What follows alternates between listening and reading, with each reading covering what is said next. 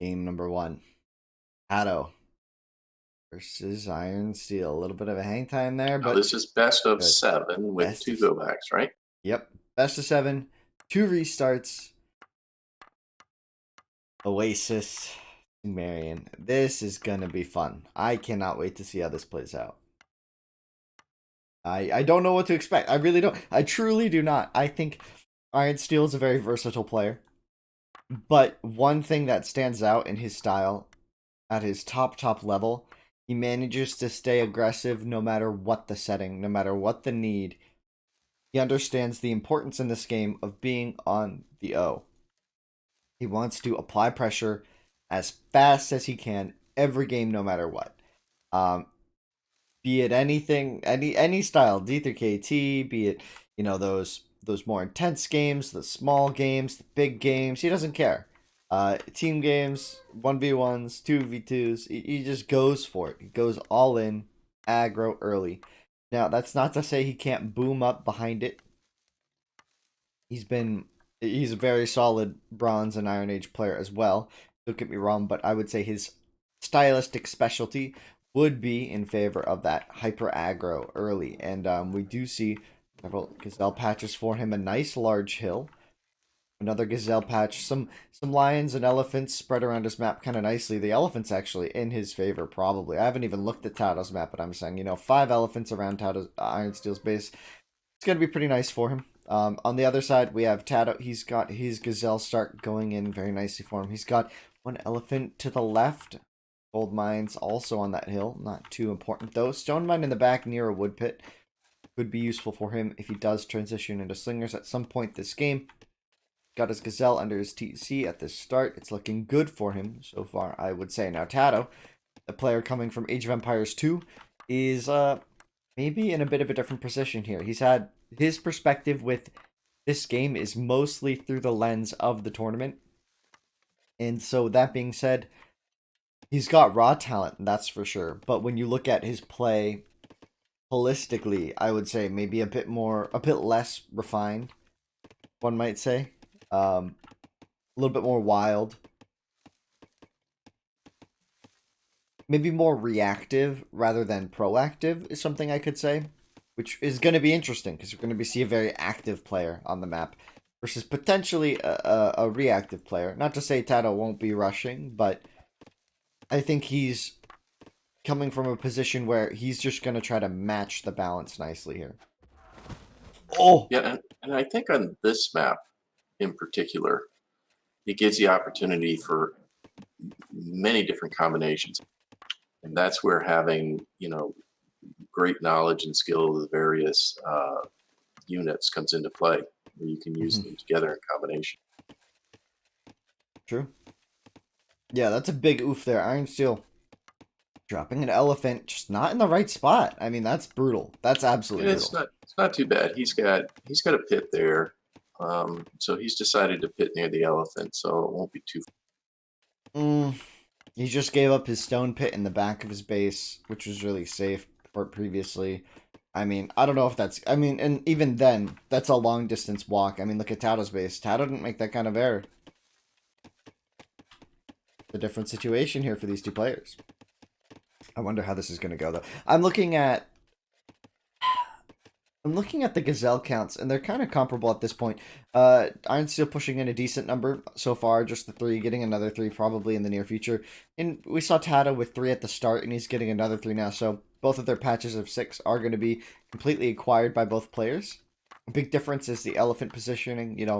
That really does matter. You can see TATOH's had efficient elephant gathering, and look, it's already down to 90, 80 food left on TATOH's elephant, and IRONSTEEL's is still at 200. I mean, that's it's gonna slow him down. You need that food quicker rather than later. And there's all this other food on the map for IRONSTEEL, but because he had to kind of go into emergency mode when that elephant died here, and he hasn't been able to expand onto the map and find these other food sources. He's 2 vills down. TATOH is looking solid in this Stone Age eco this time around.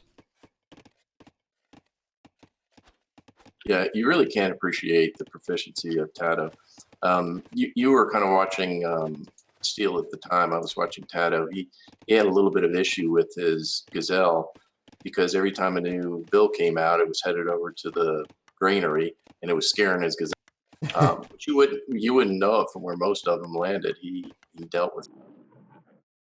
And even still, we're going to be seeing Iron Steel pushing forward with, wow, that is that's two Vills meeting up against TATOH's one Vill going forward. So this is going to be an intense moment here. Iron Steel's going to get the upper hand on that fight as well. Thankfully for TATOH, these are Sumer Vills, so they're not as likely to die in these early engagements. But now TATOH's going to be running headfirst towards 3 lions. He's got to be very, very careful here. And that means that Iron Steel's going to be pushing forward with one Vill to keep up the rush and another Vill to stop the rush. This is why you tend to... Players really do prefer to send 2 Vills forward because of this. Because of this, but also to fight lions a bit better and to build faster. You can dance with one Vill and uh-oh.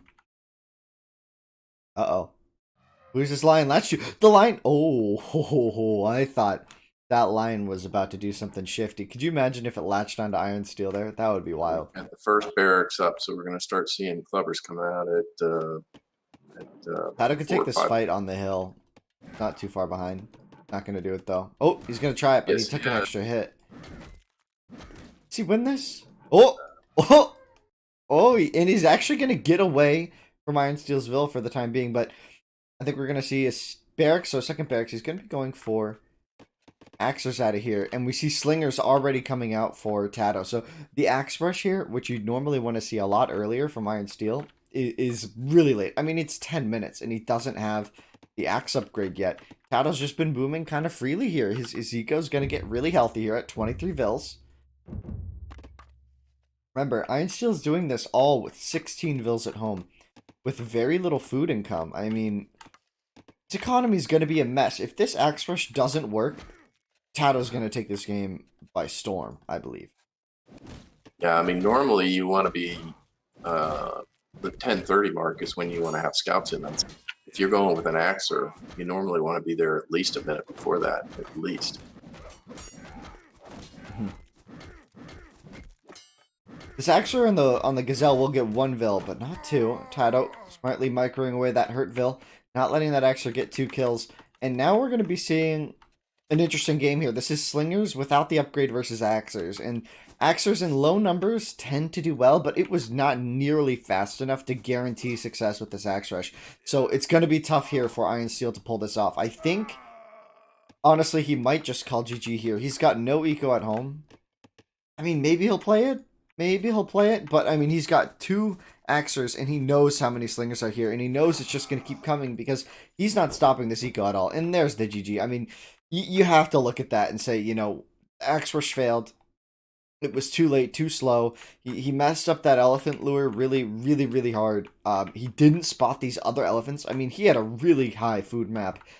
I mean, granted, I would say I would agree with Bromley. He usually assesses things, and there's your initial area, then there's that first outer ring, and then like a second outer ring. And I would say that these elephants were, you know, second to third ring, which can be difficult to spot. Don't get me wrong. So, you know, props to Iron Steel for trying an Axe Rush out of that position, but he had a map for Slingers, man. He really did, right? He had the stone in the back, 2 forests he could protect with the hill, farmland easily protected by a hill.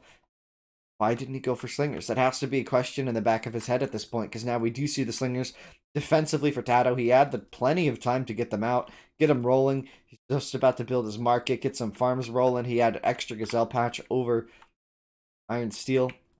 Man, interesting game. Can jump into game 2 here. I did set it up, so it's ready. Perfect. Thank you.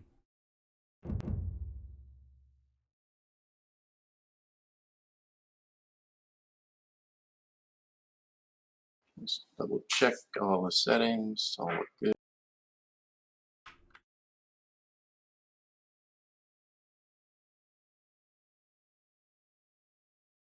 That update right, guys? Let me make sure I'm doing this right.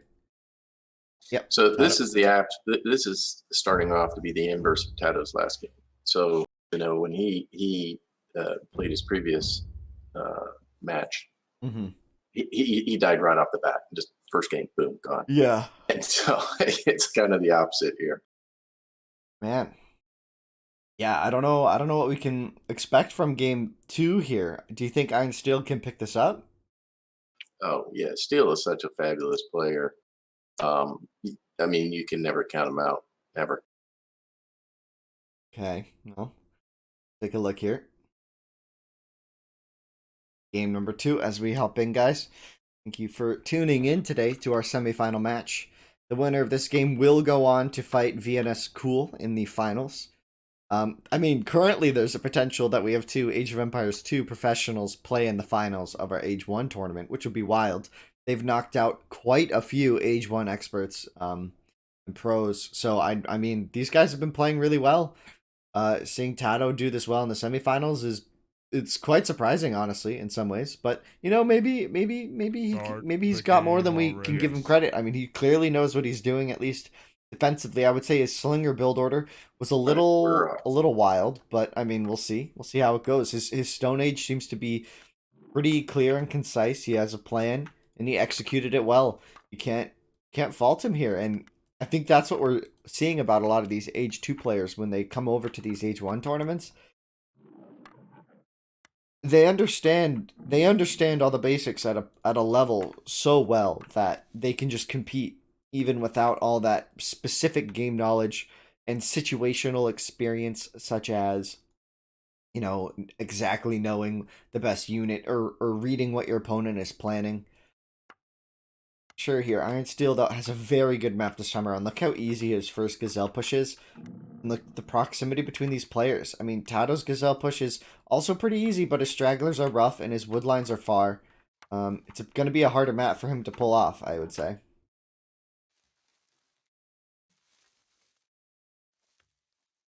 Hmm. Yeah, I look at... It's interesting. It's interesting. The way that played out with Iron Steel sending two forward vills when he was already down so much, right? It's like, at that point, I feel like you have to cut losses on a rush working out and to really focus on how you can win the match in other ways.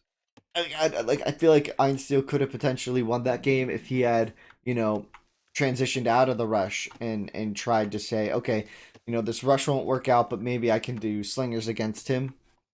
I'm not sure. I'm not sure. I don't know. Yeah, Tough to it was call. a big deficit though. When you're looking at 23 to 18 bill, you know, and a player of Tata's caliber, you know, that's a tough deficit to make up.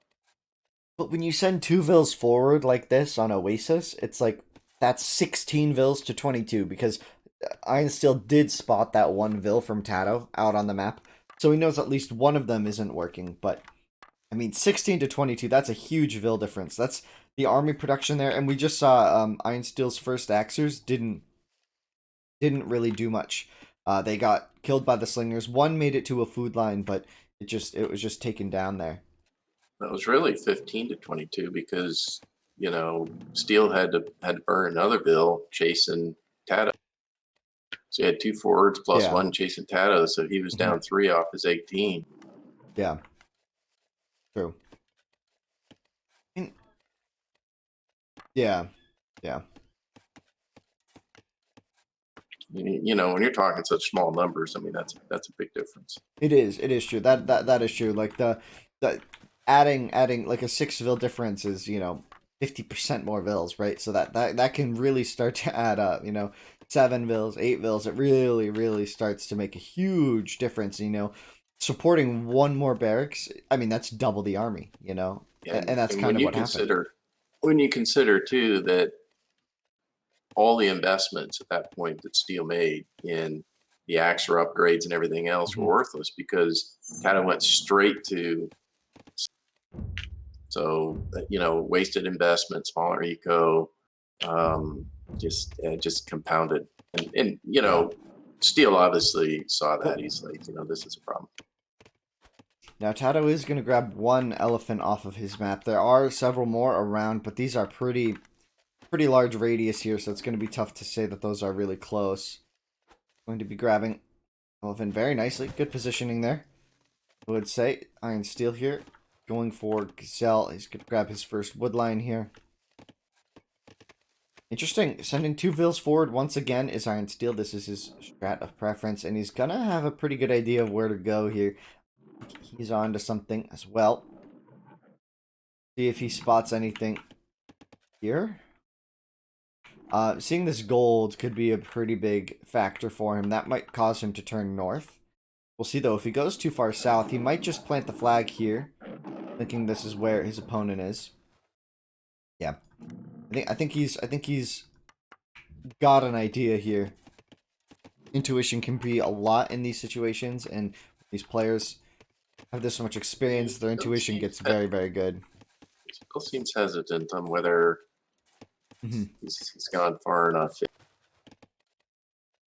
Yeah. And it is a big decision. You know, once you decide to plop that down, if it turned out that instead TATOH was at 7, that'd be a massive problem. He did spot the gold. I expect him to just build barracks here. Yeah. So when you spot gold like this, it's a pretty good indicator. Now, there are chances you get faked out by spare gold mines around the map, but this is a real pile, right? This is a larger pile, so you don't necessarily expect that to be small. That being said, is IRONSTEEL once again maybe a little bit too slow on the draw here? I mean, he's 18 vills. Once again, we're seeing a very similar situation. IRONSTEEL's at 16 vills at home working, right? This time around, though, he has food still coming in with that Gazelle patch. He's able to pull a second Gazelle patch in, so I think his rush isn't going to peter out in the same way. And TATOH's Ville is about to get caught out as he tries to lure it, but this is going to be better for... I think this is a better deal for IRONSTEEL than it is... I think TATOH gets more out of this. Yeah, he gets denied the elephant, but look at that scouting. He now knows exactly what's coming. Like, he could wall if he wanted to. He's already getting that market up. He's moving a lot of his eco to maybe a spot that IRONSTEEL won't anticipate, as he's going to spot the house in TC, and that's going to give him just a little bit of time to make some slingers. And we saw this in the previous game. He needs to get on top of TATOH quickly with this matchup. You have to get the Axers into the eco on top of the slingers for this to work. I mean, this villager's still alive. It'll die pretty quickly here. Axers with 0.1 more move speed will slowly run down any villager in any situation. Now, the question is, does TATOH have the resources in here to fight this axe rush? And what does IRONSTEEL... Oh, IRONSTEEL grabbed an elephant on the back part here. So here comes this engagement. This first one, he's going to see the lion leading the charge here. There are no upgrades on these slingers just yet. That attack damage upgrade is so very vital. Somehow the lion got transferred here. But...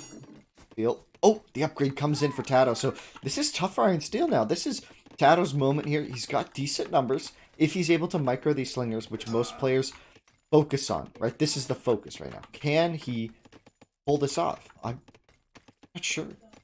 It's only 1 kill for each of them so far. There's a hole in the wall to the north side of TATOH's base, and I don't think he knows about it. That forest doesn't go all the way to the edge. IRONSTEEL's going to get in on the wood line. This could be huge. Now, I'm not going to say that's game ending. Yeah, he's got a lot of slingers over there, so I think he'll be able to react. Is it not open? Maybe it isn't open. Maybe I'm crazy. Maybe it's closed and I missed it. Or did IRONSTEEL look at it and say it's also closed?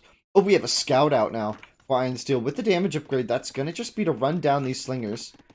As Steel is also going to get a lot of vision out of this. Remember, scouts, that extra line of sight, it'll let him maneuver against... It'll let him maneuver. Oh, but the scout's going to run right in, head first, into leading the charge here. Getting some decent pokes off onto these slingers. Now, TATOH has 4 of his slingers off to the right, not really helping the fight here. And Steel in a great position here. Trading 1 for 1 already. 2 for 1, 3 for 2 now in the battle here. TATOH bringing forward some builds. Remember, the scout does not have armor, so TATOH will win that fight against the scouts until the armor upgrade comes in. The villagers with the bone going to be very, very powerful against these scouts. Look at the damage coming in. No more food, I think, for TATOH, or production fell off or something, as he's going to be fighting solely with what he's got at this stage. There is no more food in the bank, it appears, as slingers come out at a time here. This is very awkward micro for both players. You have to be very careful. The scouts going down once again without the armor upgrade. They will get boned down by the villagers, and now These slingers are in prime position to take over this fight. Scouts and Axers have not done it here. TATOH has survived the rush, and look at the economies. Look at the timelines. It's basically even. I think the Vil kills were just about a neutralization out of IRONSTEEL. The question is he prepared to transition into mid-tool? I don't know if he is. He's only got these 3 berries working for him in terms of food, and that's not going to be very good. Now, he does have map control, so he'll be able to get this natural food on the map for the time being. But the slinger number is not gone yet, and we do see the farms. This is the transition period for which we can start to see a player start to boom up, have safe food income.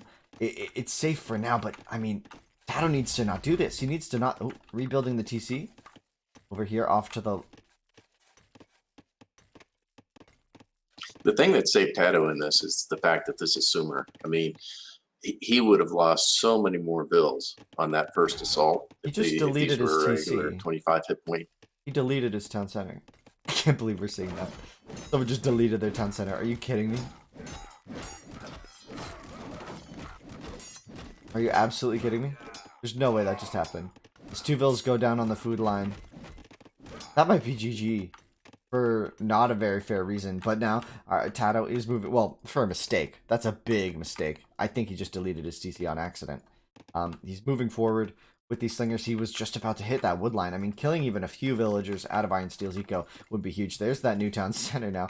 Now going up. He's going to lose that hill. And now IRONSTEEL knows exactly where to be going with these Axers. So it's really difficult for TATOH to come out of this position. You know, especially when his army is kind of being useless here. As soon as it shows on the map here, IRONSTEEL's just going to keep engaging with these scouts. He's got the food. I mean, these slingers aren't doing it. TATOH's counterattack on Steel's TC.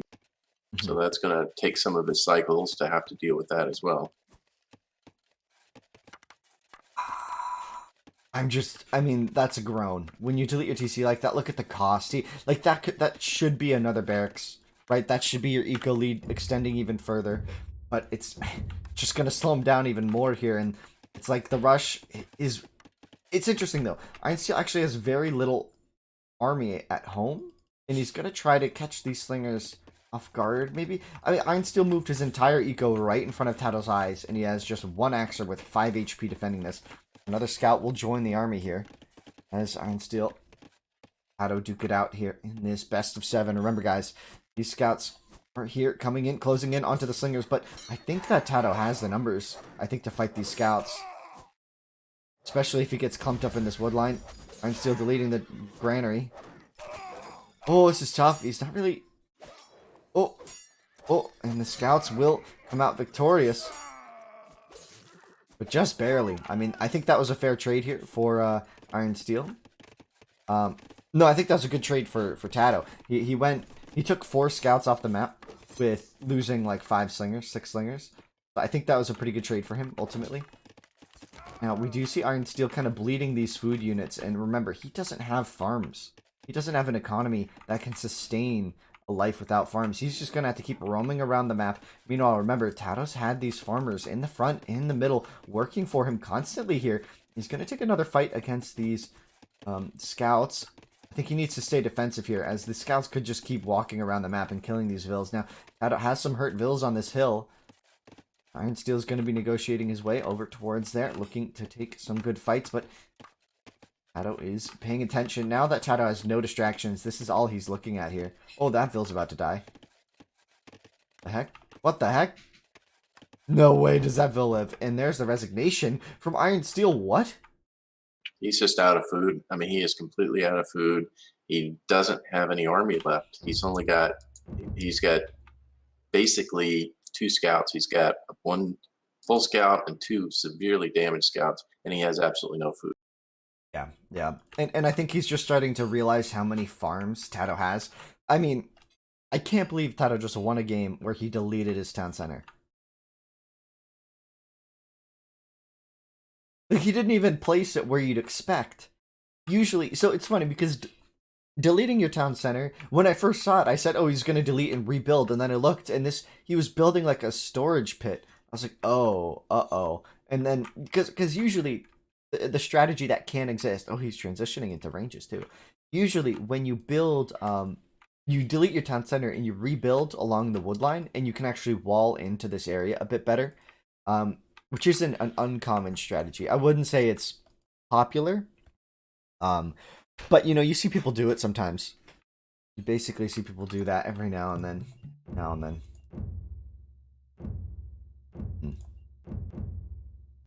You have the lobby set up?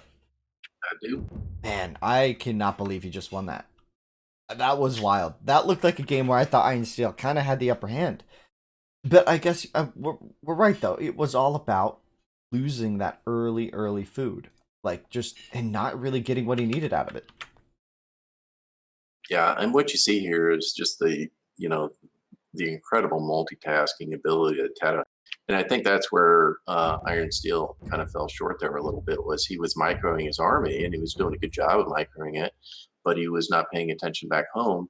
He didn't have the eco base to sustain production of army and the forward units. TATOH was doing both. He was microing the slingers, and he was continuing to focus on his eco.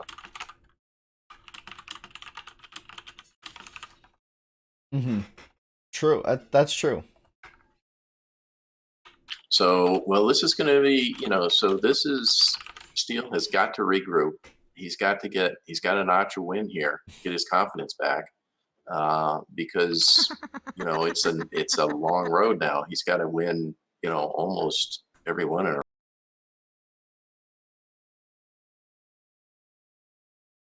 All right, you ready, Winston?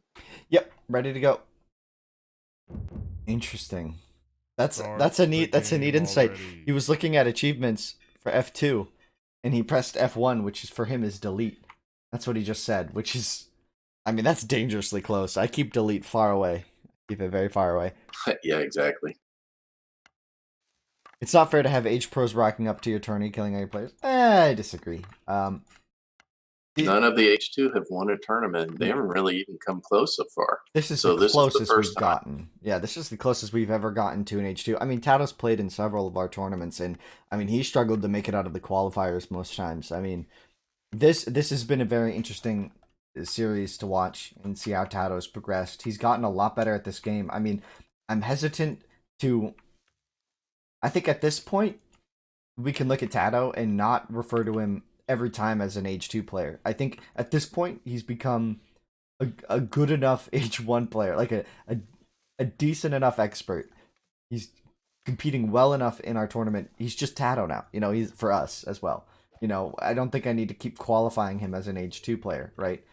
Because everyone here probably knows of his accolades with Team Secret in H2, right? That's no secret in the H community. Get it? But like he's starting to build up a resume in H1. Can't deny him that.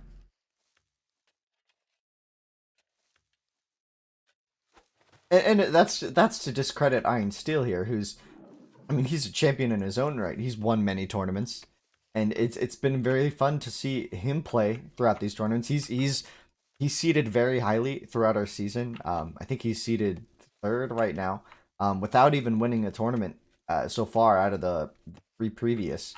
He's come in second, third, and fourth pretty consistently. So with that, and earlier he used to win tournaments back on 2 minutes 50 seconds. We're getting a restart. Okay, check out his map real quick. Yes. Yeah, his gazelle are all worked up. All right, that is so. Remember, guys, we do have access to 2 restarts. So IronSteel just used his first restart. That is his first restart. And look at Potato got his eyes on Age.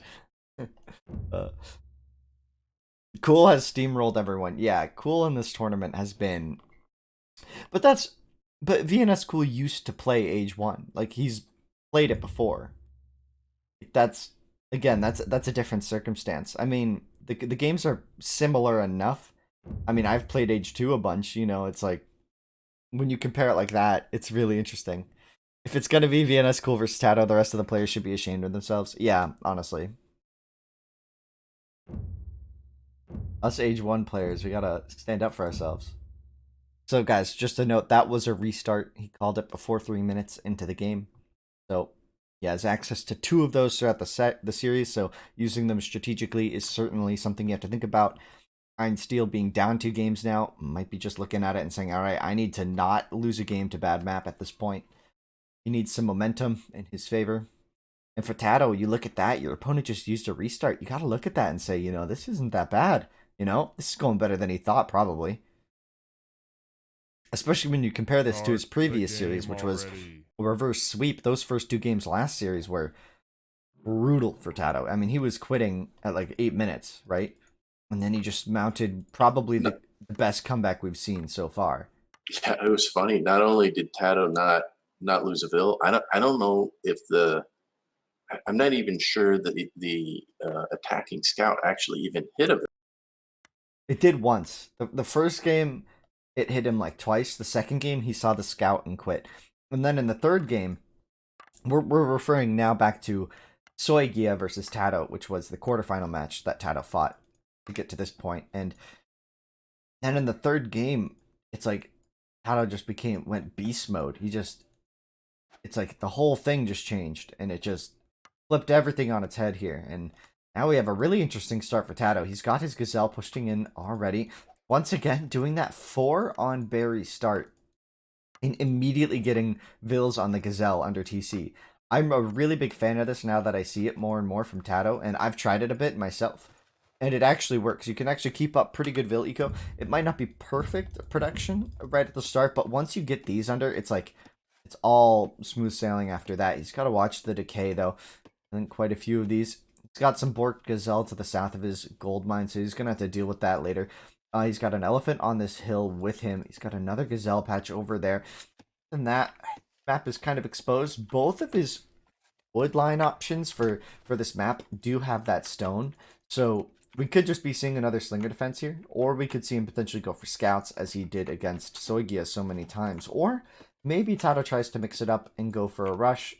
I'm not sure. TATOH proved to be pretty versatile in his games so far in the Classic Cup. I'd love to see how IRONSTEEL reacts to this, because at this point, TATOH's got to be thinking he knows what's coming, right? IRONSTEEL has set the precedent that he's going to send 2 Vills forward, drop aggressive barracks, and try to rush, right? We've seen it time and time again. He's going for the forwards. And 2 games in a row now, it just hasn't paid off. Is this the game where IRONSTEEL gets the eco that he needs early to really pull off a true IRONSTEEL rush, or what? What do you think, Ron? Well, I think the problem has been he's kind of halfway in, halfway out on this blitzkrieg, right? He's going up to 18 instead of, say, 16 and getting in on TATOH really early. So he's ending up with kind of like a mediocre eco and a mediocre attack time, and it's not working for him. So I don't know if he backs off and says, I'm going with 16 and I'm going to get in there really, really early, or whether he tries to go the TATOH route and say, you know what, I've got to have a bigger eco and do a little bit of a longer gameplay. But he seems to be half in, half out. He missed this elephant by pixels. Literally pixels.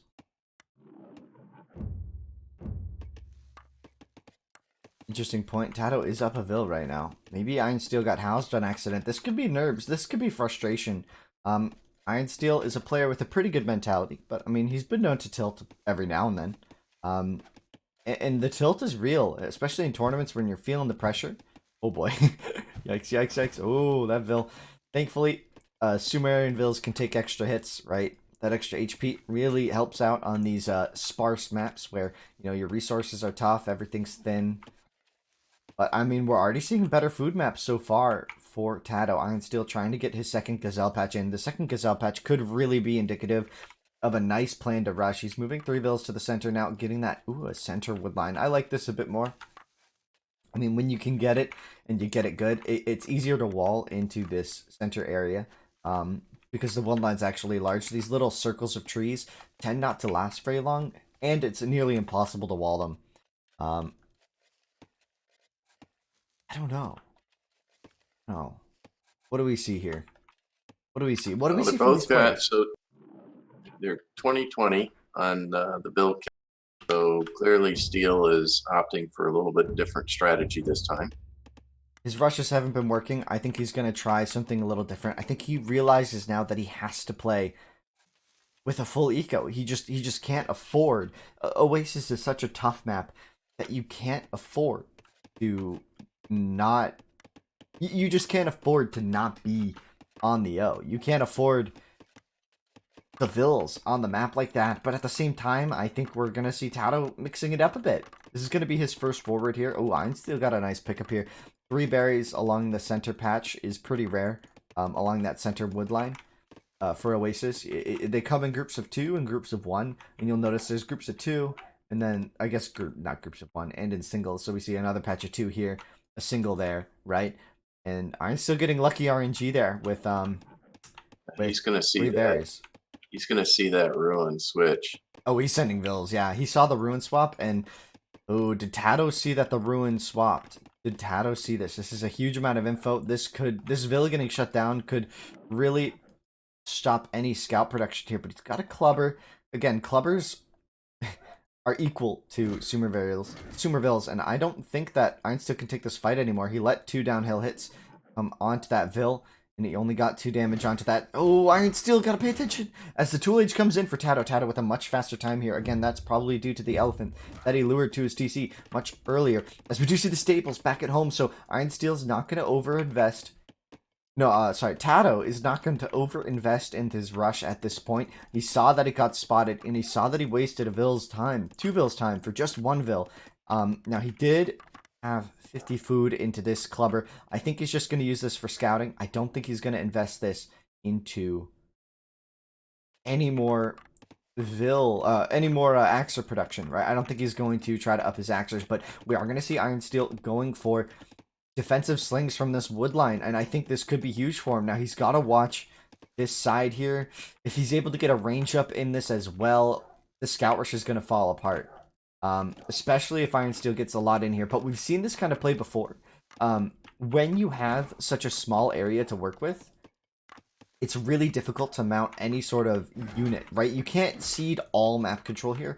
He has to use these barracks with the protection of the Vills. He has to keep map control on the rest of the map, otherwise he loses all of his food income. Because look at what TATOH's doing. TATOH's just booming up, happy as a clam. You know, he hasn't made any defensive house walls. You know, his Vills are all working at maybe not peak efficiency, but they're working happily. They're having a good time. They have good lives. They got 401ks. They have pensions. They're feeling good. You know, they're very productive people. Meanwhile, Steel has to be careful about what he does with these Vills. I mean, TATOH's getting a lot of vital information. He's spotted a lot of this map. He knows where everything is, and he's also 4 Vills up, 4 Vills ahead already. And we see the defensive Axers for Steel here. He doesn't even have the attack upgrade. He might be out of food already. And now that is not to say that these Axers are going to do poorly. They compete with scouts extremely well. With that extra 2 damage and only 10 less health, the scouts actually have a really hard time fighting this. Now, TATOH doesn't have armor, but IRONSTEEL doesn't have attack. So it's kind of a weird fight here. Oh, TATOH now has armor, so he's going to win these fights one by one. But as soon as IRONSTEEL gets the attack upgrade, this just becomes so much better for Axers. They're cheaper, their attack is better, they're smaller units, so they can like kind of trap you a bit better. We'll have to see how this plays out, though, because we're going to need to see a tech switch from... Yep, there it is. The archer range going down for TATOH. So TATOH showing us a superb understanding, at least, of the basic counters in this game. Do we see him getting anywhere with this? Because this economy is extremely exposed, and IRONSTEEL now has to worry about 3 scouts here. Now, that Vill won't be doing anything. This is the warning, though, he needed. IRONSTEEL should be very careful. He's got no farm eco, but this is the counterattack we were talking about. But remember, the archer range at home could be enough to shut this down if IRONSTEEL isn't quick on the draw here. And especially with only 1 defending axeman here, TATOH's going to have more than enough to deal with this as the boys are called forward to fight with this. And there's the pause from IRONSTEEL. He's saying 1 second. Oh, pause from TATOH, sorry. 1 second. TATOH is in on Steel's farms with 3 scouts. That's going to be problematic. Yeah, that's really problematic. I mean, there's the 1 axeman defending, but that axeman's just about to die. And then we look at those Vills coming to call the lads, but are there enough lads here to fight 3 scouts? 2 of the scouts are pretty hurt. Yes. 2 of the scouts are pretty hurt. So I don't know if that's going to go great for TATOH. Got to be very careful. Yeah, 1 of those scouts is at 1 HP. But I mean, this is a super big nuisance, and it might buy TATOH the time he needs to defend his farms, because IronSteel's coming in with a lot of fully upgraded Axers, and these are going to be a nuisance. Hopefully TATOH, for his sake, I hope he doesn't fight this with the Vills. No, he's going to know to run from this. He's got the archery range up, though. So with the Vills in the front and a scout in the back, with the archer in the back line, providing some fire here, he could do a lot of damage here. As the second bowman comes out, if he fights with the Vills now, those axemen have no chance, as he keeps buying some more time for himself. He's got 4 scouts here still. The lowest HP scout getting knocked out. That 1 HP scout not doing anything for him. IronSteel is really hung up in here. He's got absolutely no eco, so to speak. If this attack doesn't really shut down this farming production, IronSteel's going to fall very far behind in this game, because he's already behind. He needs to keep those farmers off the farms.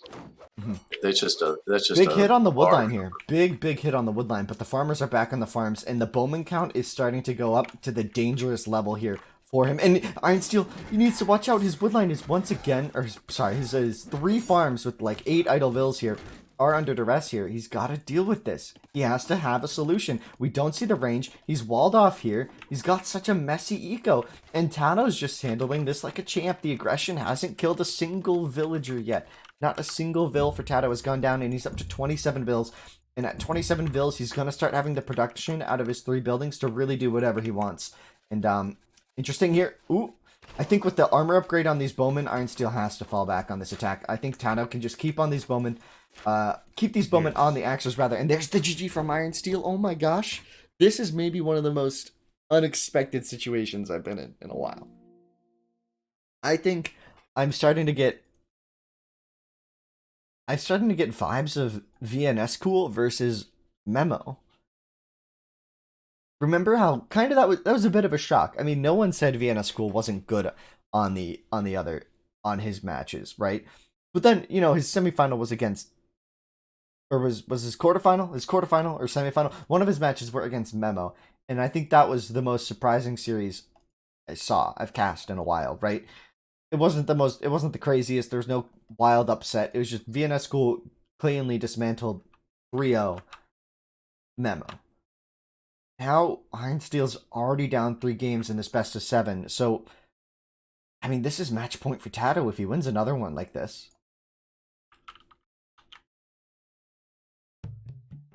Oh boy. Oh yeah, boy. Steel just seems to be having trouble with that, you know, the early game here. It's the first, you know, 8 minutes of the game. He seems to be behind in each one of them. I don't know what to say. I'm in shock. I'm in shock here.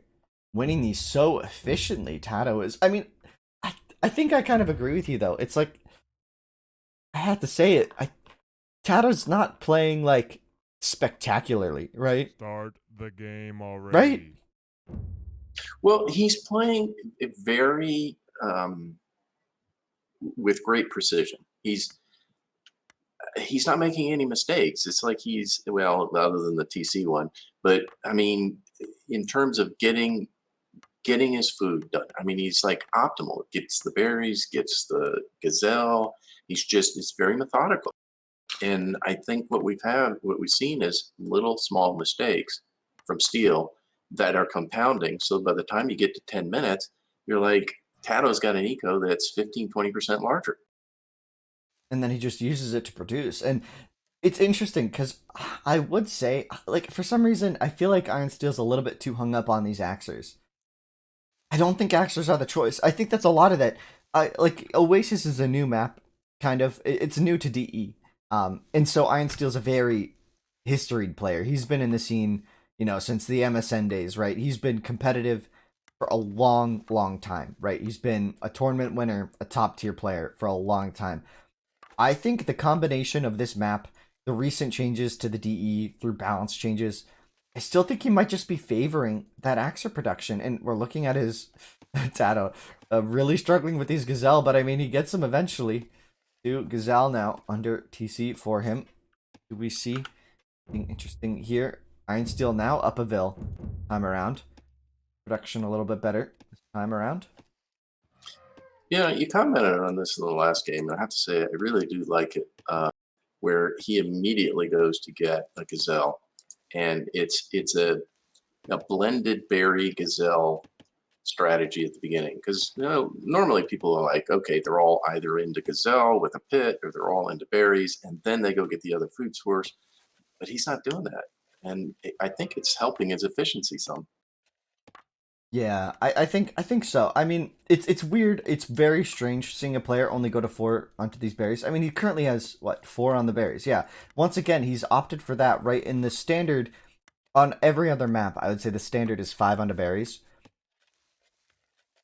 But now we're seeing maybe a new meta forming here from TATOH. It's interesting because this is definitely a completely different strategy. TATOH's playing completely different than VNS School has in this tournament, and I would say VNS School is played with absurd precision. Ugh, ugh. I feel like what I'm liking from TATOH the most in these games has been his reactiveness. I think the speed at which he reacts to things, not only in the moment with micro, but also in the bigger scheme with unit choices, with production, with building placement, with, tactical decisions to like army placement decisions. I think those have been by far some of the best reactions, not in terms of like speed per se, but in terms of precision and accuracy, right? I think what we can see from it is, he saw the 5 axers coming, and his choice was, okay, I beat the first axer, but I saw the health kind of go down on the scouts. He saw 5 more. Immediately, he built that range back at home in that previous game. And the difference there is, I mean, IRONSTEEL, by the time he made it to TATOH's base, there were a couple bowmen on defense. He bought some time. He didn't engage with the bowmen nonsensically. He was like, I just need enough to fight these units. He did so. And now IRONSTEEL's just completely on the back foot. Well, it's interesting too. So that TATOH this time has opted not to go for any of the axers. He did previously against Yeah. Soy, and he tried that, but here he hasn't. He did the one clubber, and it was just a fake out because he never got the armor defense. He only invested in the offense, which he knew he was going to use with the.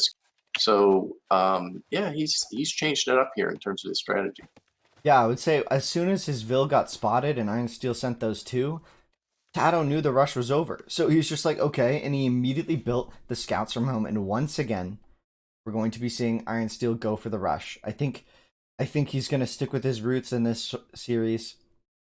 And I don't know if it's going to be a problem for him or not. I mean, these 2 Vils are going to be moving out. They're in the right direction at least. But I mean, look at the time, right? He's currently down 2 Vils. Think about it like that. He's down 2 Vils. TATOH isn't doing this with any villagers currently. He's down 2 Vils as they wander the map looking for his opponent, right? Because, we see everything. He's doing this completely blind.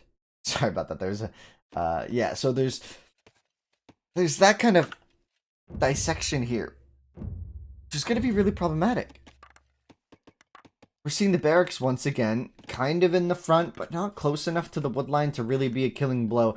I think if he goes the right direction, he'll be pretty happy with this. If he goes the right direction, he'll be happy.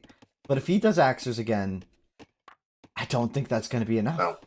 And once again, he's using these houses strategically. He's sticking them out there, I think, as, early warning systems. And as you said, he responds so quickly. So if he sees something walking he's going by, to spot it. He's going to spot it again.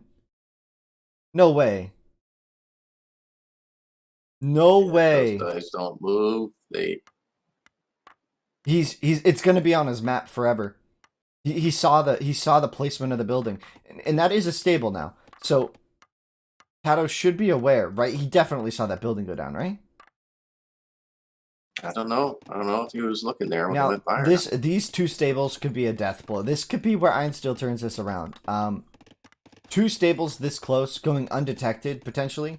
He's doing slingers against scouts. Oh boy, this could be where IronSteel's got 2 elephants at home, still producing so much food left in those. He's got Gazelle under the storage pit as well. IronSteel's got the eco this time to really produce, like really produce these scouts. He's got the armor upgrade. He's got the attack upgrade surely just around the corner. And TATOH's going to have to really mount this insane defense. Now, his woodlines are really close. His economy is really compact.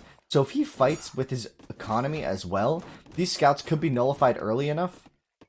Now, this is all on IronSteel and TATOH. This is all about the army control early. There is no other here. And TATOH is got to keep his slingers alive, right? Because ultimately, they're going to provide the most DPS against these scouts, right? So you need to keep the slingers alive. And TATOH is just dying here.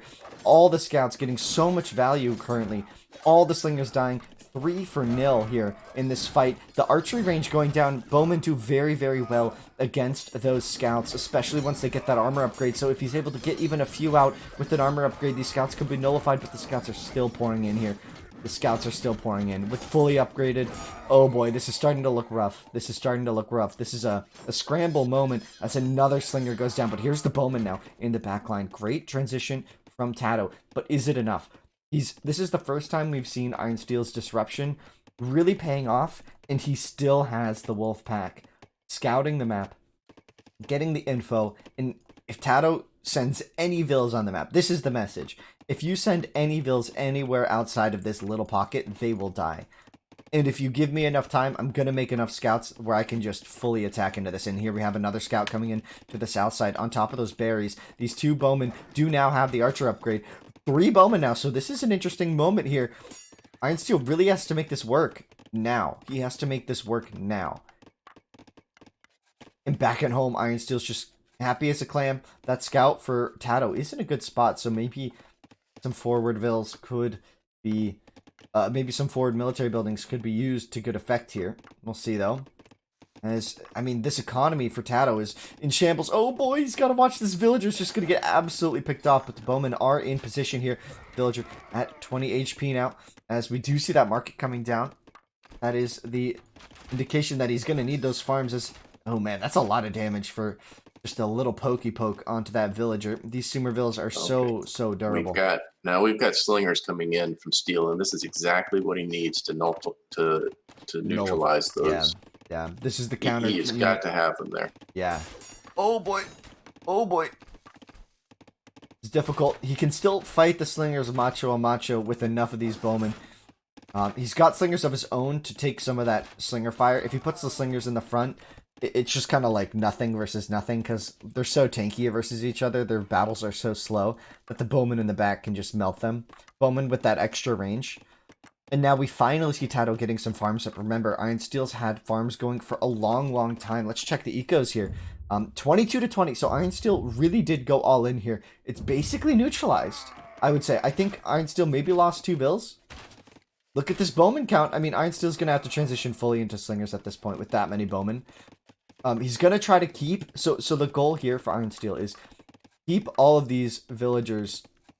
See, as soon as this vill came to the town center, he needed more space for farms. As soon as he did that, he just attacks. He fights. And it was great play by him. TATOH doing a nice ring around the rosy there. Interesting. More scouts from IronSteel. He's understanding that the pressure has been working for him to this point. This is the first game where IronSteel's pressure paid off at least a little bit at the start, but I'm starting to see it fail here. I'm starting to see it fall back. He's got a decent scout count, but the archers are the natural counter to these scouts. If you're an H2 player, that might be counterintuitive, but just look at the damage. They have access to an armor upgrade, so the scouts are only doing 3 damage a poke. There's just way too many bowmen. You cannot engage that whatsoever. He's going to have to do a full transition into slingers, and he's doing that now. He's got the armor upgrade, not the armor. He's got the range upgrade, but I mean, TATOH's got the numbers to take some good fights for the time being. The question is, does TATOH know he can't do... He has to know that bowmen are countered by slings. And if he moves this army too far out, there's the threat of these scouts coming back around, and that's the 3rd barracks going up for IronSteel, so that is going to be a full transition into slingers from him, I do believe. He can't keep investing in these scouts. Scouts costing 80 food is extremely expensive. Extremely expensive. Catching off another vill here. There are no bowmen at home, so this vill is just dead. Slingers coming out now for TATOH. It's gonna go on. Tato's going on the offensive. I think he might have been better off keeping that at home and continuing to do what he was doing. I think Tato's seeing the need for slings as well. He's onto his stone as well. He's not got the upgrade just yet. I think that this offensive, though, could be extremely valuable for him. I mean, he has the bigger eco. He's giving time for the slinger count to add up, and this is where we're going to start to really see the slingers do very well in these engagements as they just pick apart these bowmen with those slinger stones. Bowmen do very, very poorly, and I mean, Tato's still got to deal with these scouts on his map. No upgrade here for Tato. I think IRONSTEEL's in a good position. Oh, there's actually a bowman along the wood line, kind of hidden sneakily. Getting some nice pot shots off, protecting that wood line, but one bill will go down. Tato getting some nice... sorry, I keep messing these players up. IRONSTEEL getting some nice damage. Tato's eco as he comes once again towards that town center. IRONSTEEL doing a nice job of microing around the map here. Tato doesn't quite know where to go. Is that Steel has no barracks back home, so he can't really defend against that army now. Kind of a similar situation for Tato, though. But Tato has ranges and he has a barracks, so he can produce units to fight. Oh, he's right on top of this new wood line. This could be huge. So many vills could go down at this instance. And Tato's gonna micro this to the end of the earth. And once again, IRONSTEEL moving in with 5 scouts onto the farms. While these vills are constantly scattered here, Tato paying attention to both fights. This is where you really start to see confusion. This is where you can start to see mistakes from either player. This is where your multitasking ability really gets tested. Really, it's a huge test. As we do see slingers from both players meeting here. Tato with only 1 barracks here. I think he'd do best if he could invest in a bit more. But he's still... The economies are just so strenuous. Tato's still up in economy. And he's killed so many vills from IRONSTEEL on that wood line. And he's going to find it again, maybe.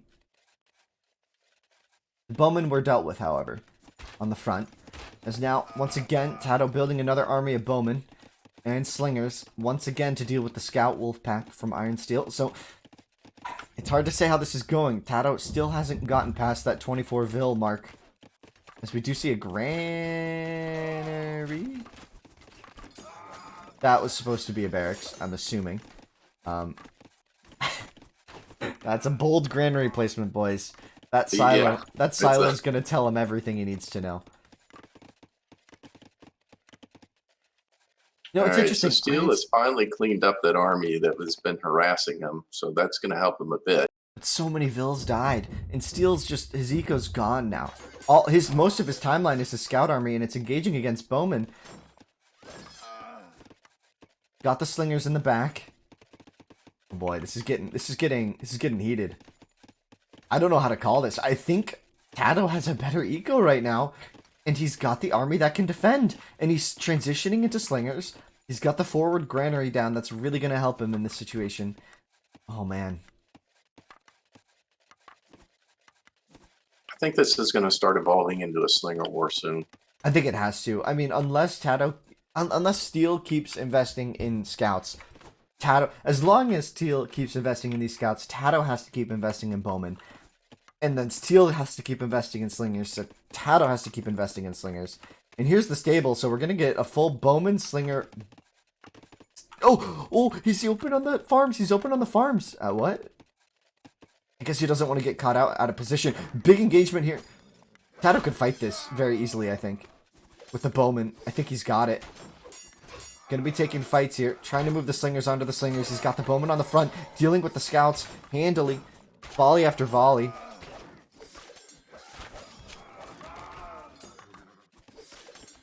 I think the stalemate's Steel's going to be very careful to keep those scouts from getting too far ahead. And now he's going to see the 2 stables out of Tato.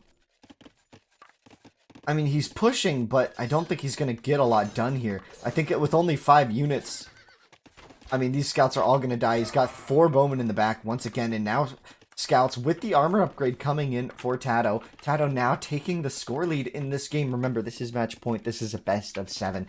If Tato wins this game, he will move on to the finals in this stage of our season. I mean, I can't believe I'm saying that.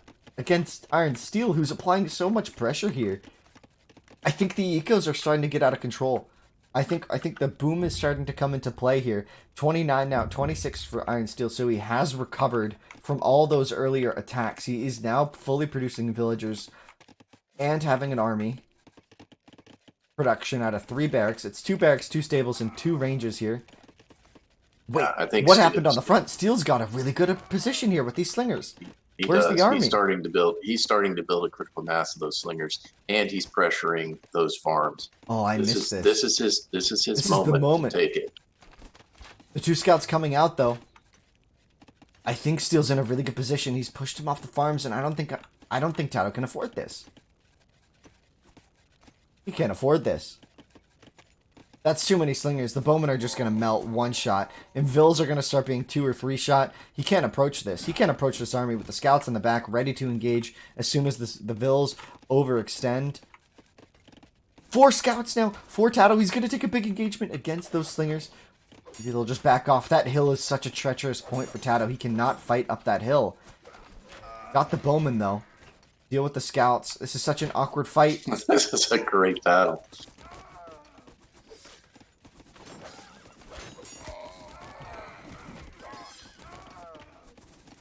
The kill count 58 to 36. It's hard to So call. Steel is doing a much better job of the combat situation, and I think it's beginning to have an effect. I think the slinger count has finally gotten up to 10. And there's the GG Yes, from and he TATOH. sees Yeah, yeah, especially with the next 3 scouts coming in the bottom. So IRONSTEEL proving he So will not he get holds fully the wiped out. line. Man, he draws a line in the sand. He draws a line in the sand at 3-0. He will not let it go 4-0. He will not let TATOH advance untouched to these finals. Oh man, guys, this semifinal match is kicking. That was an insanely good match. Wow. Oh, thank you, Lepanto Knight, for the bits. Appreciate it. We move into this next game. Steel has to sweep it to win. It's going to be a reverse sweep if he wins this. Which is just what TATOH did to Soigia to get to this point. So TATOH knows it's possible because he had to do it and he did it. Alright, yeah, that Lex Slavia. Oh man, game 5 in a best of 7, guys.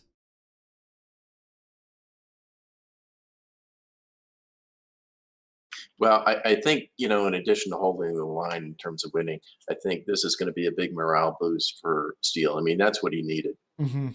And it was a tough So- game, too. It wasn't like he got a wipe, right off the start. But I think it showed to him that if you want to bring down TATOH, it's going to have to be a combination of rush and then transition into the favored sling war. Because he forced Bowman out of TATOH, and then he made the slingers, and it was a great fight from him.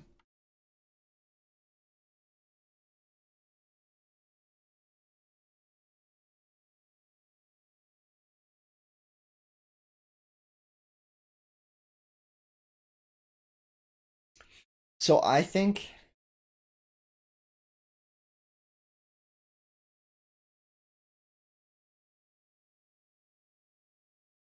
sorry, I'm thinking about this. I think TATOH's gonna mix it up this game. I think he's gonna mix it up. Well, he can afford to. I mean, with a 3-1 lead, he can afford to try something a little different here. Steel has to play it flawlessly. TATOH's supposed to be ready.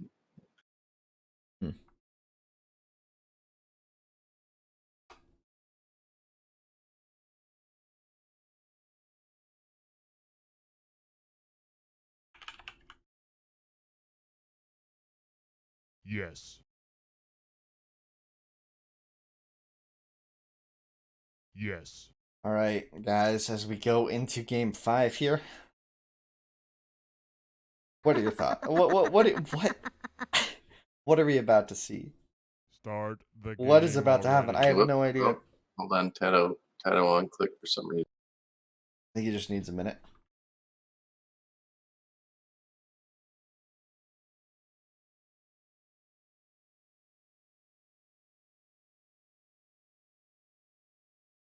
Man, what an insane fight so far. I just have no idea what to expect out of this next game.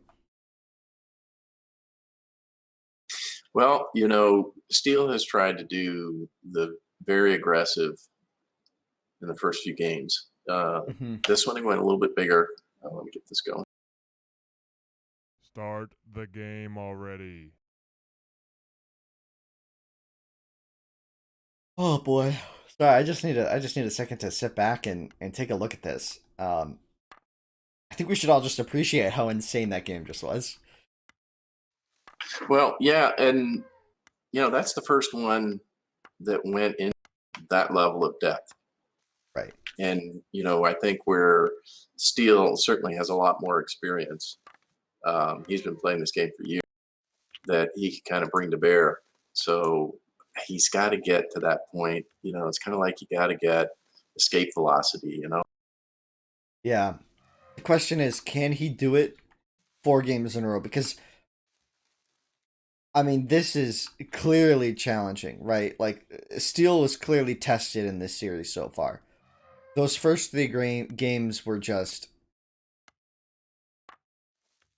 it's just an oof, right? It was just an oof. But that 4th game, I mean, you could say he won it and it was a good game, but like, it was a good game to watch. But from Iron Steel's perspective, I mean, that was close. That was at the edge of your seat. How does he win this? I don't know.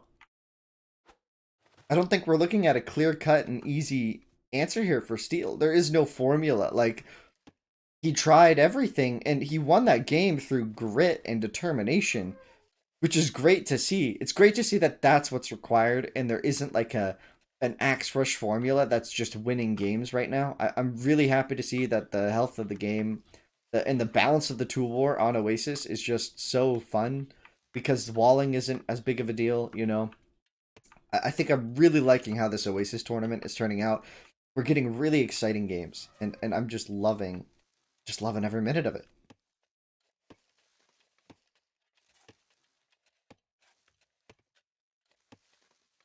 Man, I'm going to need to step away for a second. Let's all take my right. dog out off the deck. Yep. Okay, so we're taking a look at their ecos and setups. The hills are tied, so no one falling behind yet. You see, interesting map here. TATOH does have 2 elephants off to the right, as well as an extra gazelle patch. So, and a 3rd elephant to the left. We've seen TATOH with even worse maps. He's gotten himself into nice positions. The reason Iron Steel was able to afford so many scouts last game was because of all the elephants he got. And once again, we see 3 elephants. Let's also not forget that TATOH actually sent a forward vill, and he saw the villagers. He just didn't react, and he should have known those scouts were coming. He should have known the scouts were coming. He saw it, he just didn't react in time. Like, he didn't visually see with his own eyes. He could have potentially seen that his vill spotted out some forward vills from Steel. We do see now TATOH pulling in his first elephant to DC. His eco up and running. Oh, he might be okay here. He could get it to the wood line.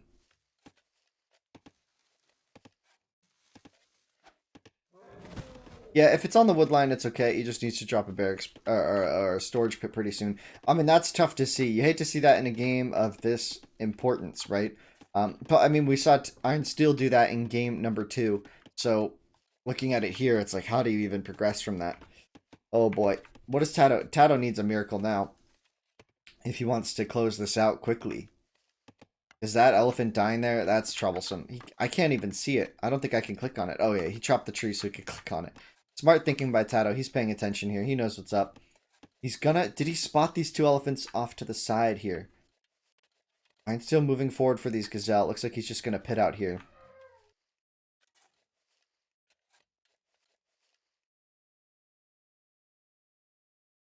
These 3 elephants are gonna be a game changer if he finds them.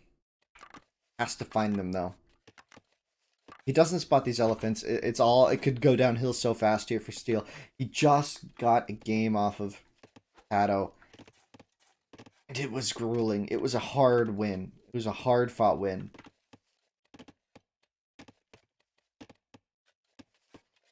able to do this? I don't know. I'm trying to think about it.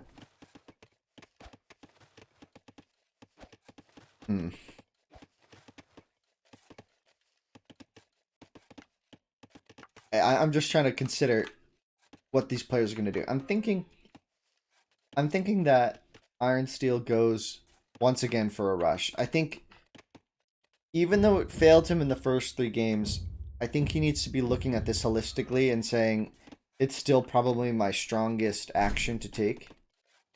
And here it is. IRONSTEEL's going to get really critical info. Does either player notice this? Oh my gosh, that Phil could get trapped. Well, this rush is over.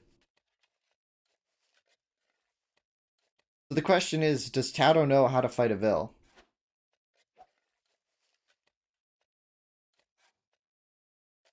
Yeah. So they're going to spot these elephants at the same time, TATOH. Alright, still getting a little cheeky there and fighting the Vils. Here comes the Vil for the forward barracks. So TATOH has to know that this is just behind.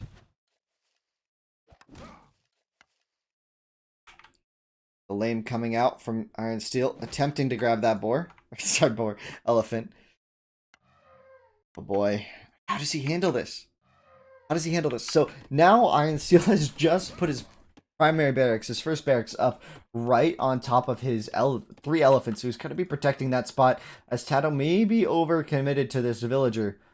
IRONSTEEL has opportunity here to... Oh, getting caught on the wall. This could be a Vil dead.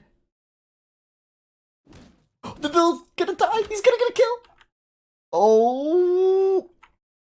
Yikes. Oh, he turns and he's gonna die. So TATOH's gonna get away with a free kill here as the stable goes down for IRONSTEEL and the stable coming down for TATOH as well. So both players understanding what's to come here as during that time, TATOH was able to get that first elephant under his TC. And we do now see maybe a pit up here from IRONSTEEL to keep alive a scout rush because his scouts are going to be later. TATOH was a little bit quicker. IRONSTEEL sent another Vil forward to deal with this, and this Vil's just gonna die. This Vil's so dead. 1 Vil against 1 scout. Who wins? You decide. He might be able to run him away to the safety of his own scouts, as we do see a second stable coming out for IRONSTEEL. Once again, IRONSTEEL preferring that forward action here. And now, if IRONSTEEL gets a nice first hit off here, he could fight this with the Vil and the scout. But the scout is going to get 1 kill here as that Vil will go down. And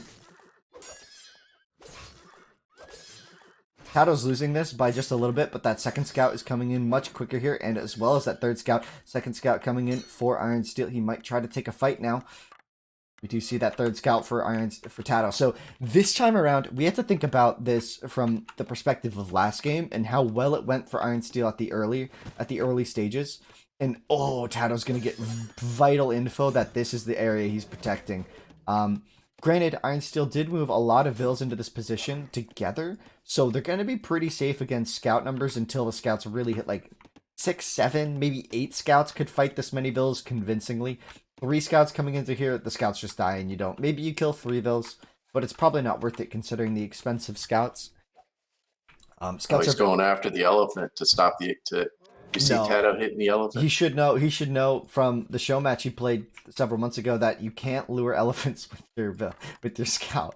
Scouts I think he wanted to deny it to because if he kills that elephant with the military. Lost food. Yeah, that is the case. Now TATOH has an extra scout here, another extra scout, so he's going to move in. This is where it gets kind of lethal here for IRONSTEEL. He needs to fight with his scouts and his Vil at the same time if he wants to play this right.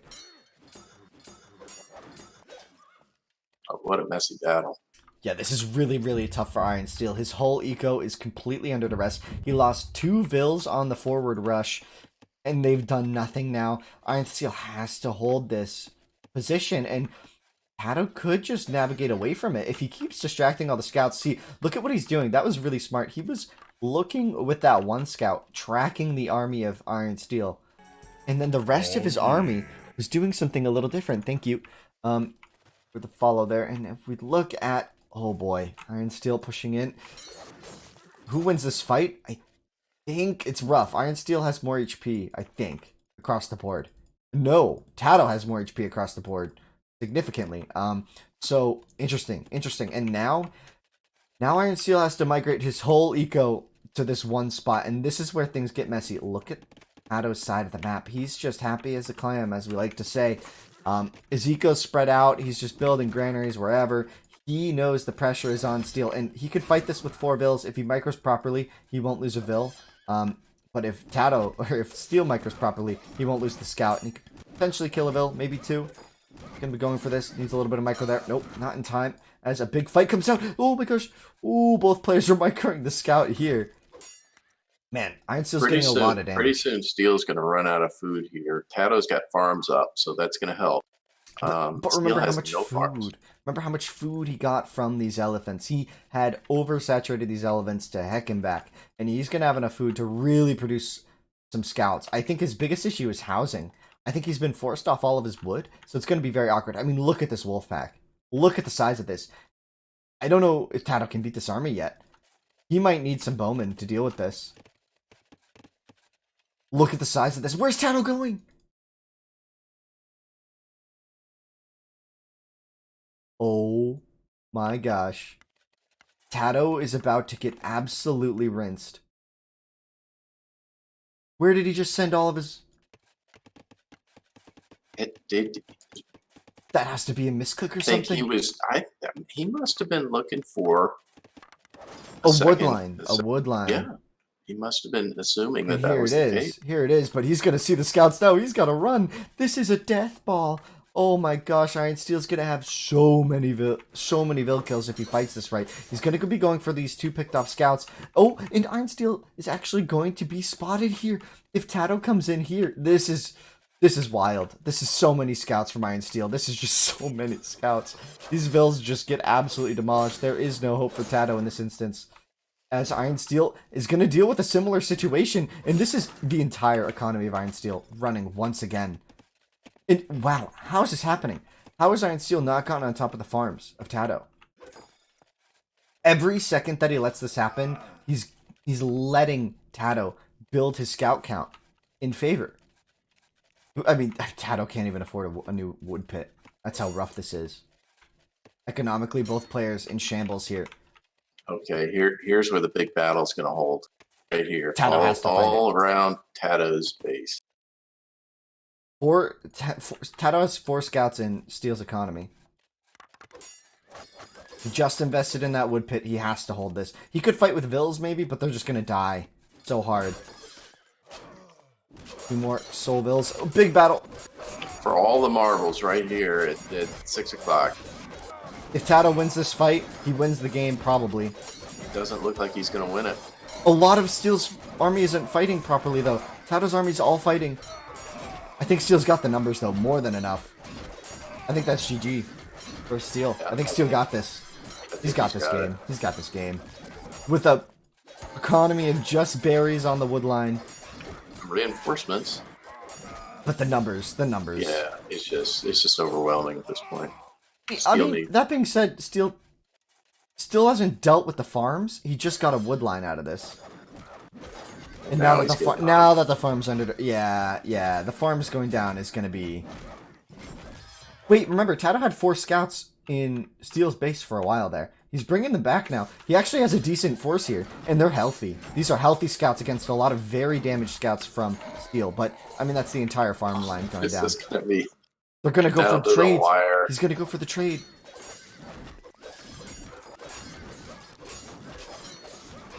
As IRONSTEEL moves in with just far superior numbers. More vills on the map. Have any vills?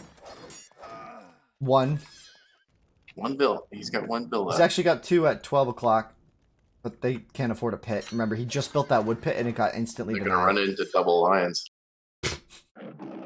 That's a nice time for that, right? Yeah, perfect timing, right when you have to fight for your life here. As I think IRONSTEEL's got the numbers to fight this off. As 2 more scouts come in, fully fresh, fully reinforced. I think that's GG. Once again, I think Steel's going to take another game. There's no way we see a reverse sweep, right? That's something. There's... Right, guys? Right? This can't be how this goes down. Right? Right, guys? No way. No way, dude. Game 6. Game 6, guys. This is a best of 7. This is a best of 7.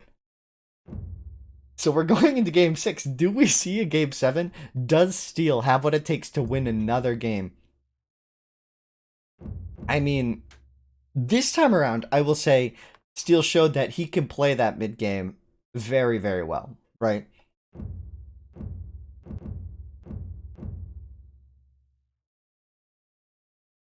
Emperor Tan, it's because he ran out of food. Everyone runs out of food. Yeah, I mean, those things are expensive to make. Man, I still think it was a game-losing decision to send all the scouts north when Iron Steel had that many scouts in position to attack him first. I think TATOH was thinking, I think Iron Steel outplayed him. I don't think TATOH realized that all, all, all of Iron Steel's eco was at those elephants. All of it. Literally every villager. I think he was faked out. He saw the empty woodline, and I think he thought that TATOH moved somewhere. Because remember, Iron Steel getting those 3 elephants in the middle of the map was enough for so many scouts. It was just an absurd number of scouts that he made, and he took that all the way home, man. He took that all the way home. Man, what a good series so far, guys. As we go into game number 6 here in our best of 7. VNS Cool Start the calling the game full reverse already. sweep. VNS Cool, the finalist here. Whoever wins this goes on to fight Cool. Cool doing his homework here. Looking away. Oh, man. And remember, we still have restarts for both players and it's still active. Yeah, Iron Steel used 1 restart. TATOH has 2 restarts available. Do we start to see players use it early on if they can't get free Gazelle under TC? Is that what we start to see? Now, this is interesting because the setup here, they are as far away from each other as possible. I think that favors TATOH. I think it does. Because I mean, Iron TATOH Steel has sends shown forward the Vills, right? Yeah. he does. TATOH's shown, I think, more proficiency in the eco. Steel has been coming out ahead on fights in terms of kill loss.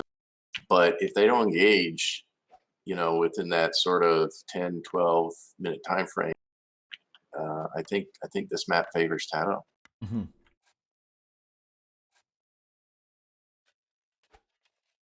I don't know what to expect.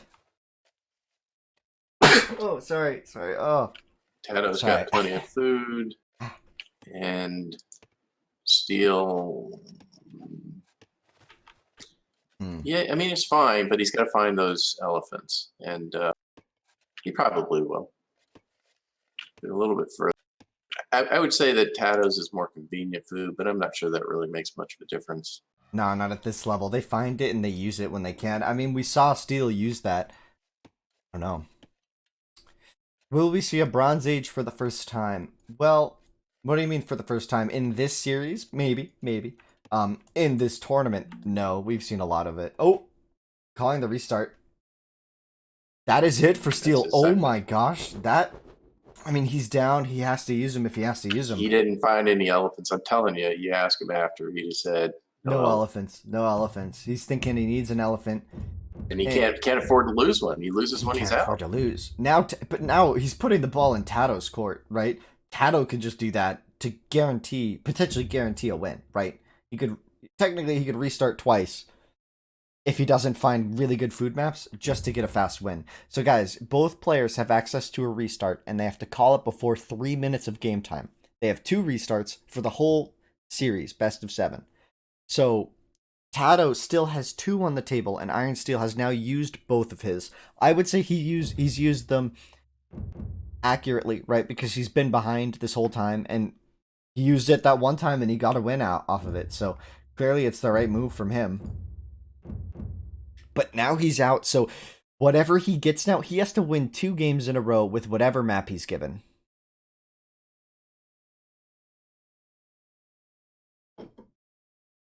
AKR, we're on a delay. Is this legal? If they're caught, just so you know, both players here are streaming. Second off, if there's any indication that people are cheating, they're immediately booted from the tournament. I mean, they could, but if they do, I mean, this is our tournament. You know, if you have no honor, then you have no honor. That's scummy people exist, but these people are not scummy. You know, all of the players in our tournament are Yeah, very I good mean, people. They would never do that. Tato's a professional player. I mean, he would Yeah. never have gotten as far in his career as he did without having that, Integrity. Yeah. professionalism.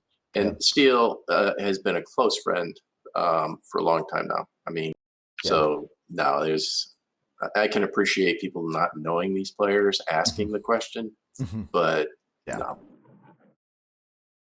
If we ever see, so we're watching the map here. If we ever see any indication that that's going on, I mean, we'll be able to tell. Trust me, you can tell when someone is acting as if they have information that they shouldn't have. It's pretty clear. These players are just extremely good, and I'm excited to watch it. Let's change this over to the maps here, as we do see TATOH getting his first Gazelle under TC. He has an Elephant once again, and another Gazelle patch off to the right. His woodlines are okay. A nice hill there. If he does want to go Slingers atop a hill, it would potentially work out for him. Meanwhile, looking over at Steele's base, he's got what he wanted. This is why he used the restart. 3 elephants now. Potentially enough to win a game. Is this what he needed? Is this enough? I'm not sure. I mean, that's 3 elephants. That's a huge Well, advantage. this is a far superior map to what he had. Far superior. So, and given that he cannot afford to lose a single game, I think it turns out it was a good call. And I'm sure you ask him after the fact, he's gonna say, "No elephant, that was a loser." Yeah, that's interesting. I mean, the benefit of being able to get those elephants. I mean, you can just saturate them with vills and really get a quick adrenaline boost, and not having access to.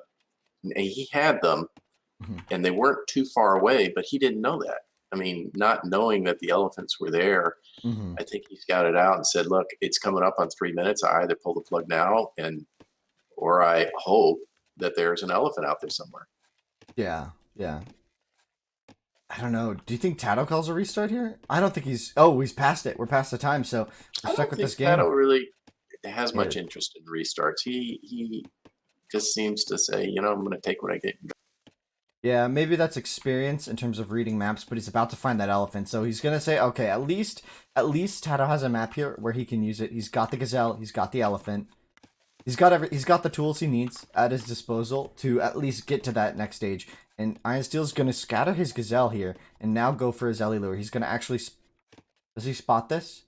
He spotted this. He spotted his 3rd elephant, so he's got to be feeling very comfortable here with this map.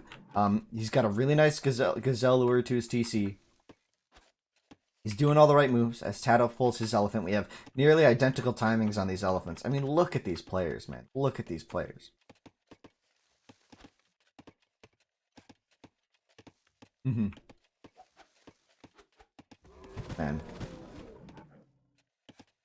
Just don't know what to expect.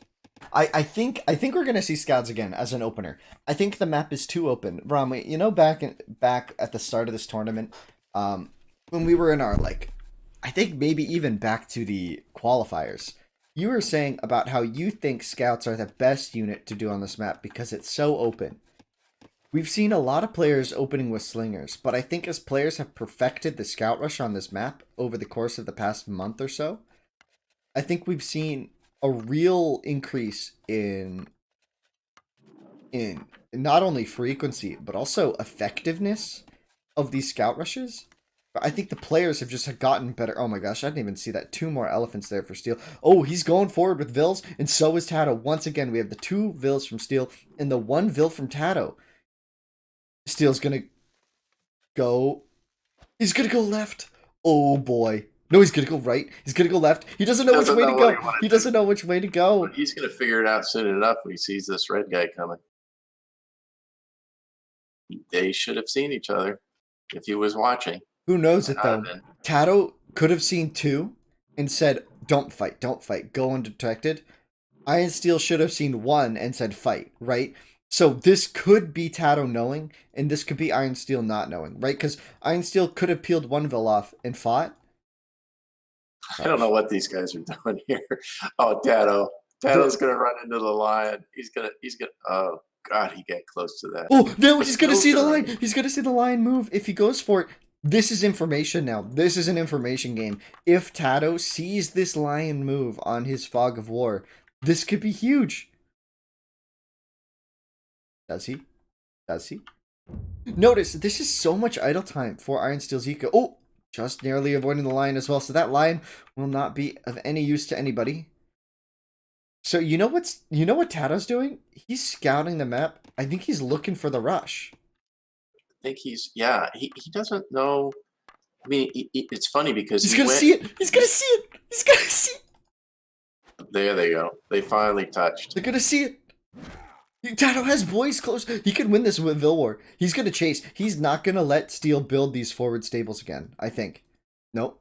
Nope. He's gonna let it happen. He's gonna let it slide. Now notice, Steel is just now building his barracks. TATOH's had his barracks up, and he's been up for a while. So this is an even later stable. Steel, in all this commotion, he's still got 2 elephants that he can grab. He's left 2 of his elephants off to the right, untouched. Oh man. Steel's going to be looking at a much later time once again. But he's going to have the pressure here from these scouts. So once again, we do see that scout opening. Oh man. This is getting wild. Yeah, I think, just back on the scouting thing, I mean, they serve 3 purposes. I mean, they can scout, which is useful to find where you're hiding. They can attack as well. They can also harry your... You can constantly have to react to them because they can come in, hit a little, and then move off, so they can disrupt without even killing. Now, TATOH's economy is very spread out, whereas IRONSTEEL's is very clumped together. And this is a big difference we talk about. Scouts are great at picking off lone vills, right? You can't let those vills exist outside of the safety of the herd, essentially, right? And IRONSTEEL's following this to the T right now. He's not letting any of his vills, except for his forwards, which have the protection of the scouts. Now, if IRONSTEEL makes a run into the economy of TATOH, this could be devastating. TATOH's completely spread out. He doesn't have the same clumpiness factor, which is going to be a lot of the protection against scouts, right? Slingers, slingers and axers, maybe you get away with spreading your eco out. Scouts, you don't. But TATOH's not going to let... He's just going to micro this so that... I think he's going to try to micro this so that Steel can never get past him here. But that doesn't mean it's going to work necessarily. He's got to pull it off. Now notice, Steel's producing out of 2 stables. TATOH's forced to produce out of 1. Maybe build a market soon so that he can start going for farms. He's not with the same eco. Like, look at Steel's still working on these elephants around his map. And that's going to be a huge scout increase. And we're going to see that materialize just about now. Who got the better of these early exchanges? Steel did by far. Several of TATOH's scouts are rather hurt. Well, one of them all the way down to 33 HP. Half HP is pretty rough there. And it's 6 against 7 now in terms of the scout count. And this production is just going to stay pretty high there. The second stable coming in for TATOH. So he's ready to produce here. If he gets another wave out of this, if he gets another pump here, he could be okay. He cannot let Steel pass him though here. As it is now. Steel's got another berry and 2 more elephants he gets to chow down on. Yeah, this is... And TATOH has to go for farms now. I think that extra, and again, how quickly you can extract the food out of elephants is very important at this stage of the game. Mm-hmm. Players paying attention, trying not to let their army idle. If you let the army idle, your opponent can out-navigate. Like to see how this plays out, though. As a big hit coming in there for TATOH.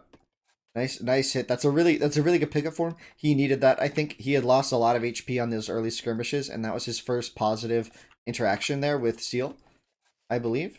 Yeah, that's the first scout now, also down to 36 HP, so a lot weaker there for him as the ecos look about even. TATOH with 2 extra vills on top of this. Ooh! Rough engagement for both players. The scout is about to go down for Steel, though. TATOH's taking the fight.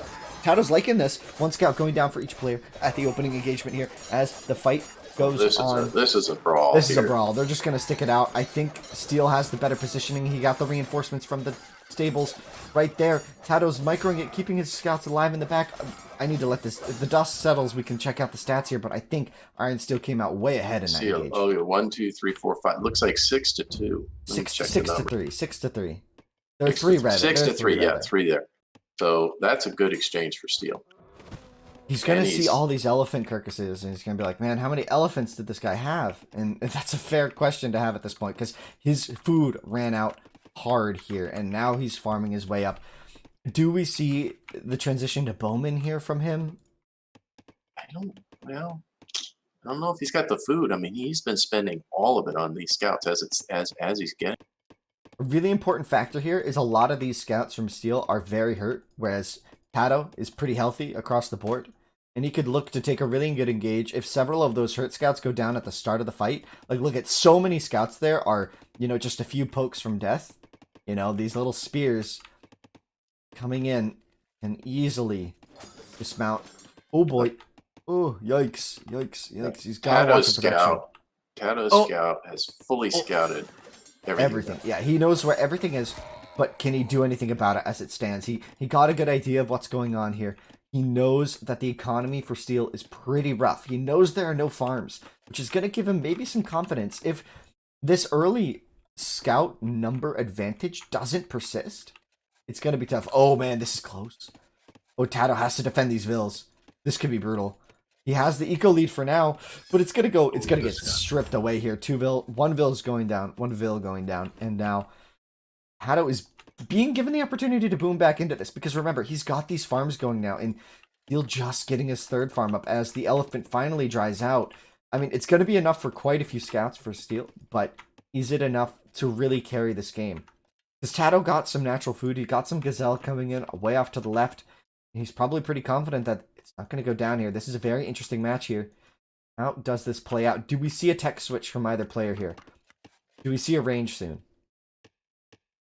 I think they're both afraid to. I think they're afraid that if they lose if they don't keep up Big with fight. the arms.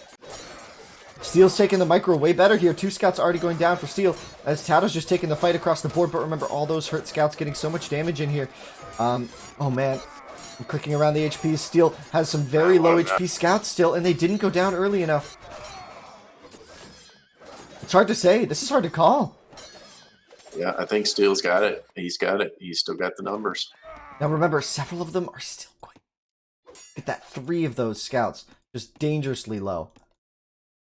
4 of those scouts dangerously low, and TATOH runs another scout into there. Now, keep that in mind. Those low scouts, they do great damage against vills and such.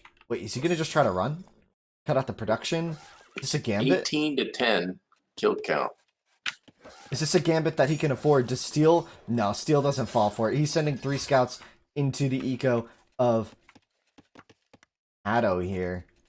TATOH spreading his eco out very thin here. Steel on the back foot now, as TATOH's looking to run some eco down. He got a free scout on top of that hill, and now he needs to watch his army as a couple free pokes come in. TATOH's farms are now under duress. Oh boy, this is looking rough for TATOH. He's going to try to get a run in here, but there's no eco to be found here. All the eco is so very close to these.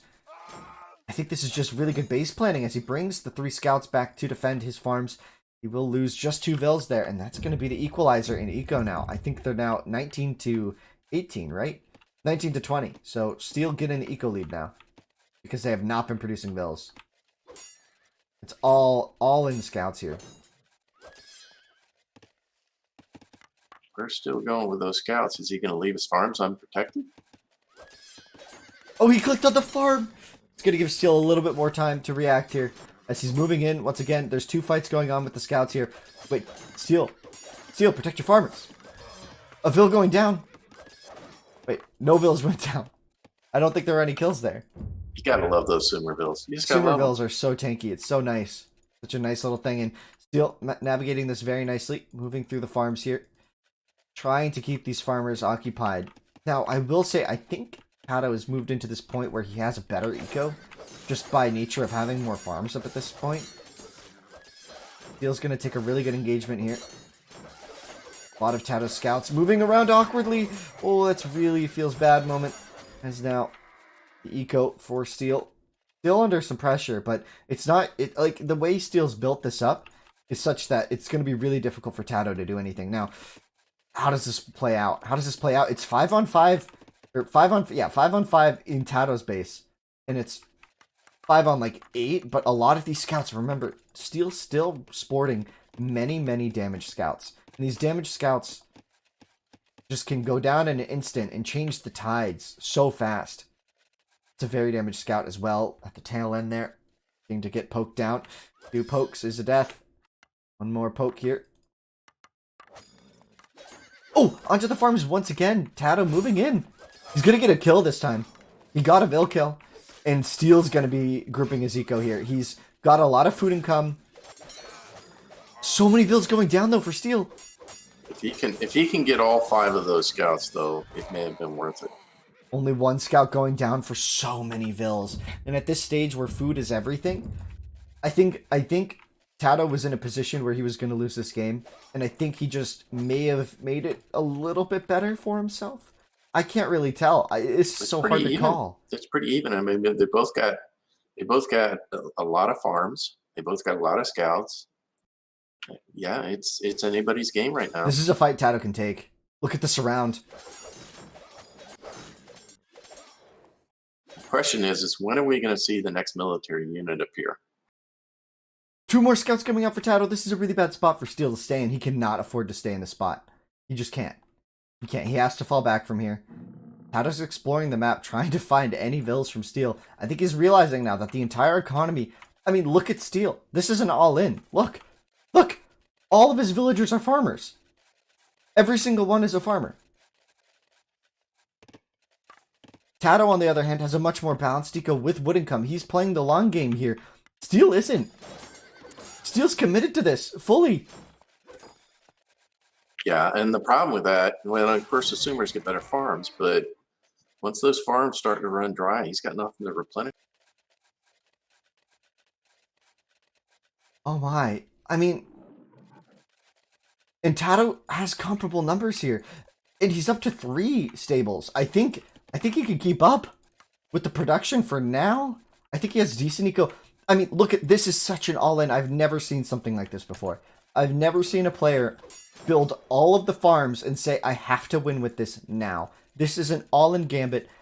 This is the money on the line. If Steel doesn't win this, it's a problem. And TATOH's forcing the issue now. TATOH's distracting far more scouts running into the lines. TATOH's distracting far more scouts than those 4 are worth. And Steel could potentially take this moment, send these scouts to the front line, and take a good fight here. TATOH knows that Steel has no wood production because he has been all through that town. So if he takes down one of these stables, it's permanent. Stables, it's permanent. It is, yeah. TATOH is such a smart player. He's trying to do it. He's just going to keep nipping at that thing. I think he has more numbers here too. Better HP. He's grouping properly with the alt command, and this is going to be a huge fight. This is all the marbles. Several scouts going down. TATOH taking a nice formation, but IRONSTEEL getting the big flank. And oh my gosh, this is hard to call. This is so hard to call. TATOH, I think, has the numbers. I think this is it. This is the tournament. TATOH's taking it. TATOH's taking it. TATOH's taking this convincingly. Steel's moving his backup reserves in. TATOH's still scouting quite out. a few reserves to come up. Yeah, but TATOH's going to get free hits onto the farms if he pulls these boys into the fight. And TATOH's got still more numbers on the front line. This is TATOH moving to the finals, guys. I think it is. There's no way. No way did he just stalemate this, right? Did I just miscall this? No. That was a good exchange because they've equalized the kill count. They have, yeah. All those hurt scouts for Steel finally coming in, and Steel's gonna call GG as he knows he can't fight it. Such a good game. Such a good series. Wow. Just that deficit for the first 2 games. Still just couldn't make it up. I'm speechless. TATOH taking this best of 7. 4-2 against the legendary IRONSTEEL. What a fantastic series, though, guys. What a fantastic series. I mean, what was it? Game 4? Game 4 was it? Which was just maybe the most technically superb game we've ever cast on this channel. With all the units, all the fun. Guys, that's just an incredible series. And we were going to have VNS Cool versus TATOH, 2 AOC players in our grand final in our finals for this tournament. Duel in the desert, guys.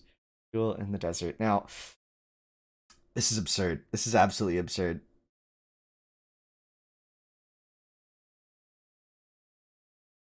I mean, I'm just baffled. I mean, not baffled. I'm just blown away. I mean, we saw some tactics I've never seen before. IronSteel didn't have a single villager. He had this one guy chopping wood, like, to support all of these farmers. And now the Sumerian bonus, it's not as risky of a gambit as you might think. Sumerian gets such good farms, right? Sumerian, if you're tuning in for the first time, guys, if you're from H2, Sumerian get the 125 food on their farms.